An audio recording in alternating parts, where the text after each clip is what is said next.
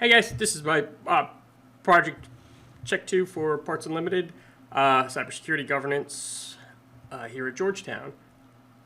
So I just want to start out by saying that I was going to do something different from the Democratic National Party and look at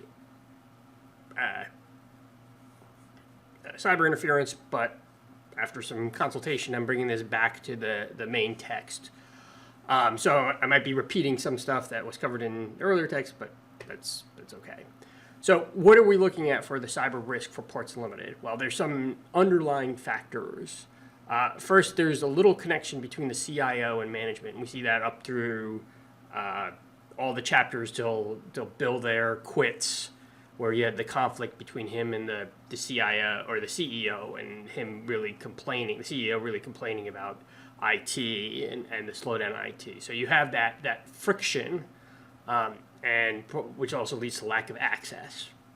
You have a high pressure project, Phoenix, the Phoenix project as well, which you are pressured to get out the door, and that is a recipe for disaster from a cyber perspective. You have a high staff turnover.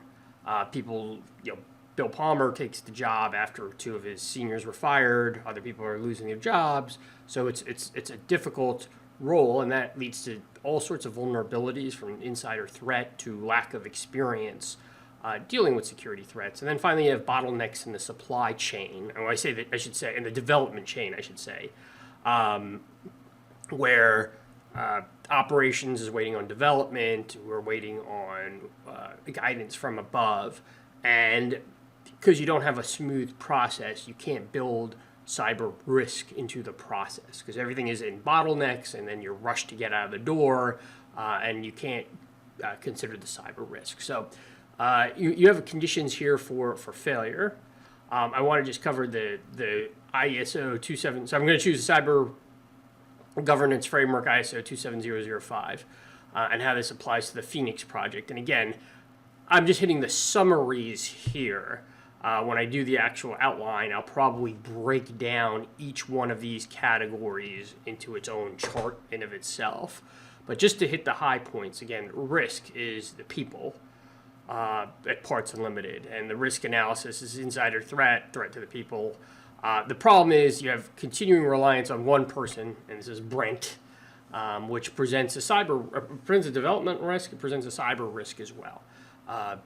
Without Brent, and if decisions are based on Brent and only Brent, then if he doesn't have if he leaves, that's a problem. Two, if he doesn't have a cyber mentality, then he's a problem as well. So that's the risk identification, is the people. Second is credential compromise. That's a pretty big issue with the Phoenix project, or with Parts Unlimited, that it's a distribution or wholesale distribution of warehouse auto parts, and you don't want to compromise credentials for brand reasons, but you also don't want to compromise CVVs because of regulatory issues. So as you saw, the credentials were leaked when the Phoenix project was implemented, and the control for that is to just not have the Phoenix project. At least that's where I'm at chapter 20. So risk identification, equipment failure. I think the issue of not getting Bill Palmer's laptop, I think that's a foreshadowing issue. If you can't get the chief of IT or development his laptop, how bad it is down the chain.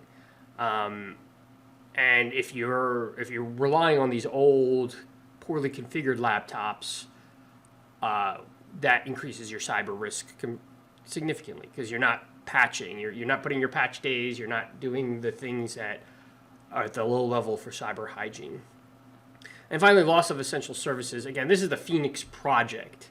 And I haven't gotten to this yet, or I haven't read to this point yet, but obviously the Phoenix project was taken offline, but that is the biggest risk here, that it was promised, but it was full of all sorts of security holes, and that's where I'm probably going with my reading in the future. So those are the main risks, and as I go in, I'll flesh out the controls a little bit more going forward. So way ahead, we're going to break this down into threats, vulnerabilities, risk assessment, and controls, in support of the cyber governance framework. And, I'm at the point of the chapter where we're talking about the security audits and the issues regarding that in chapter 20, 21. So I suspect more cyber issues will come out of those chapters going forward. So let me know if there's any issues. I hope I can help you guys who are working on cyber or on Phoenix Project maybe provide more clarity, and I hope I can take something from your presentations as well as I go through this.